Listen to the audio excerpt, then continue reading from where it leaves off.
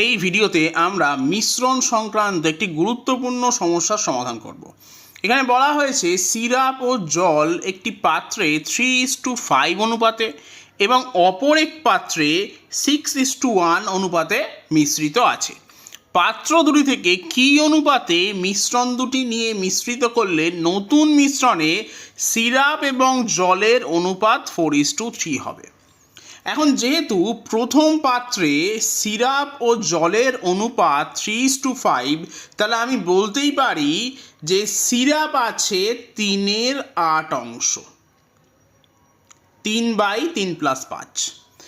একইভাবে দ্বিতীয় পাত্রে সিরাপ থাকবে 6/7 অংশ এবং যে মিক্সচারটা তৈরি করা হয়েছে তার মধ্যে সিরাপ থাকবে 4/7 অংশ। এটাকে আমি এই দুটো সংখ্যা মাঝামাঝি একটু নিচে লিখব। এরপর পরবর্তী স্টেপে আমরা 6/7 থেকে 4/7কে বিয়োগ করে 3/8 নিচে লিখব। এক্ষেত্রে আমি মান পাবো 2/7 এবং